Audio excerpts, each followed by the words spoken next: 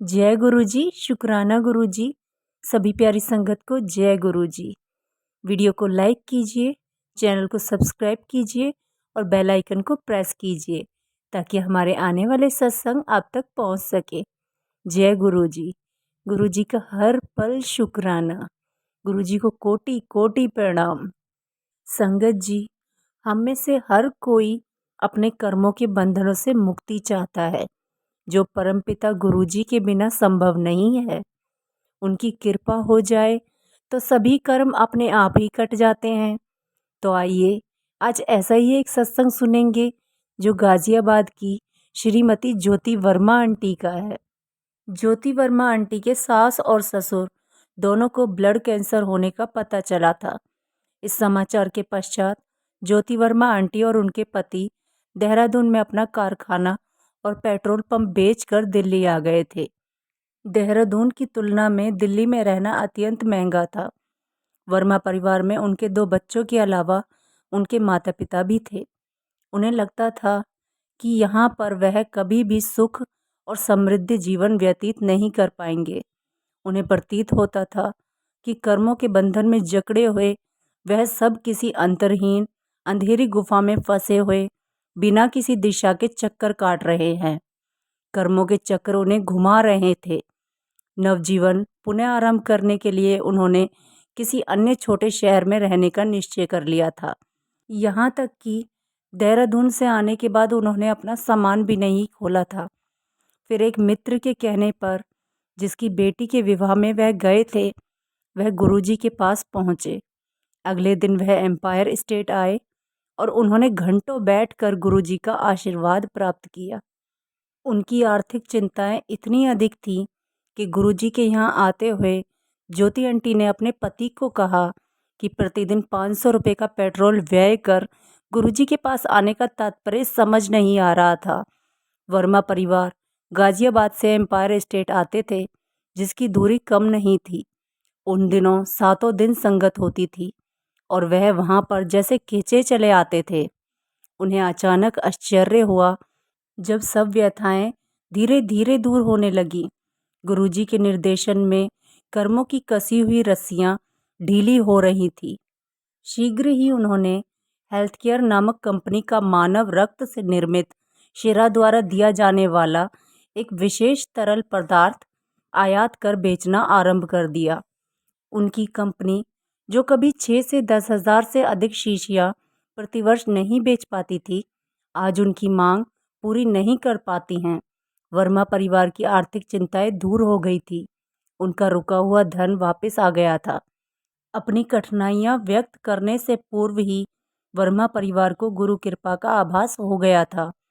गुरुजी के पास जाते हुए वह दोनों यही वाद विवाद करते रहते थे कि गुरुजी को अपने कष्टों के बारे में बताया जाए या नहीं, परंतु गुरुजी ने उनके कहे बिना ही उनकी यह पहेली हल कर दी थी।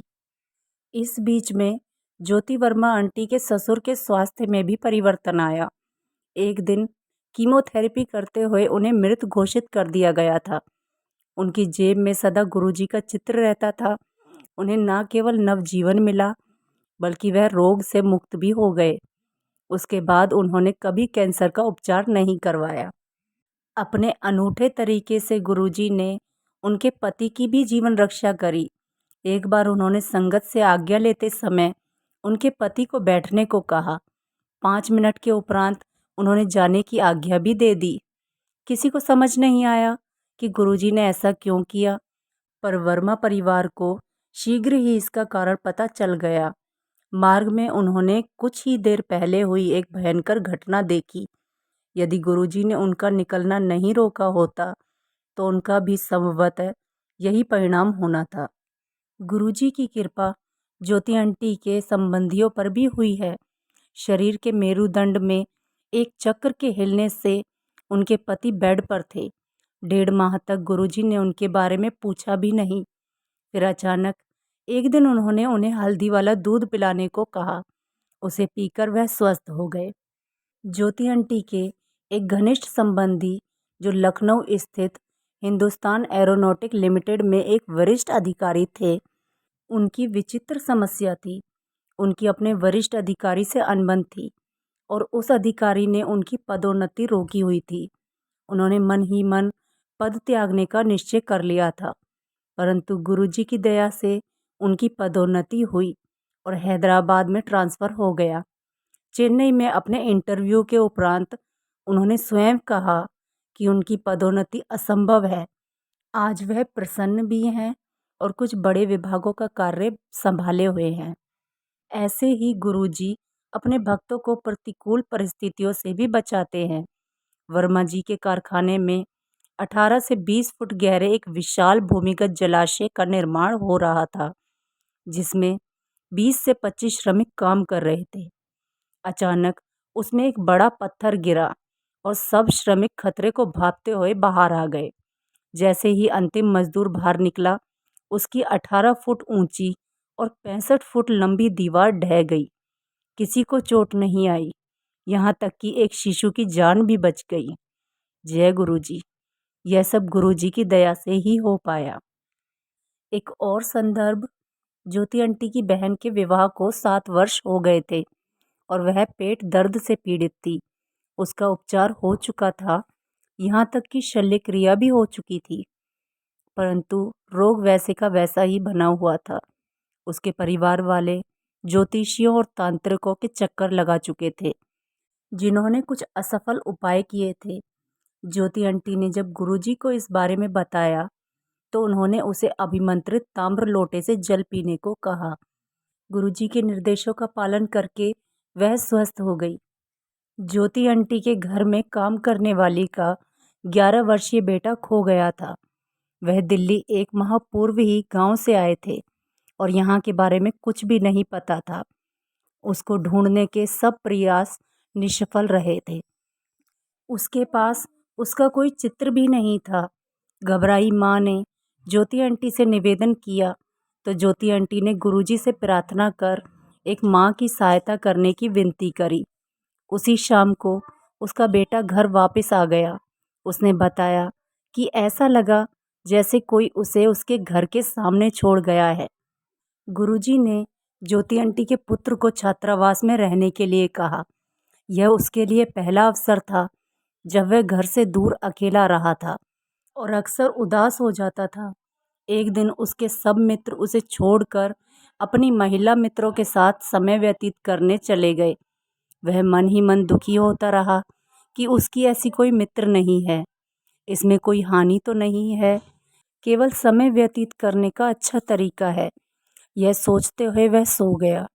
अचानक गुरुजी उसके स्वप्न में आए और उन्होंने उसे डांटा। भयभीत, पसीनों से भीगा हुआ वह जागा तो 2 बज रहे थे। उठकर गुरुजी से प्रार्थना करने के पश्चात ही उसे ठीक से नींद आई। उसने जब यह प्रसंग ज्योति आंटी को बताया तो वह आश्वस्त हुई कि गुरुजी उसके पुत्र का ध्यान रख रहे हैं। ज्योति आंटी कहती हैं कि गुरुजी की शरण में आने के बाद कुछ सोचने की आवश्यकता नहीं है, लेकिन किंतु परंतु के बारे में भूलकर अपने मन से समर्पित करना ही पर्याप्त है। हम उनके पास दीर्घकालीन रोगी की भांति आते हैं और वह सब समस्याएं, कष्ट और अहित दूर कर देते हैं। गुरुजी की पद्धतियों को समझना संभव नहीं है। उनके आशीर्वाद अक्सर अप्रत्यक्ष होते हैं। हम अपनी मानवीय प्रकृति के कारण अपनी समस्याएं बोलने को बाध्य होते हैं। जब उनको अंतिम आशय मानकर आए हैं तो तुरंत हल मिलने की बात सोचना सही नहीं है। केवल आस्था और समर्पण के भाव उनसे मेल करवाते हैं और उससे ही भविष्य उज्जवल होता है। जय गुरु जी। और इसी के साथ सत्संग को समाप्त करते हैं संगत जी। जय गुरु जी। शुक्राना गुरु जी। गुरु जी का हर पल शुक्राना। शुक्राना मेरे मालिक। जय गुरु जी।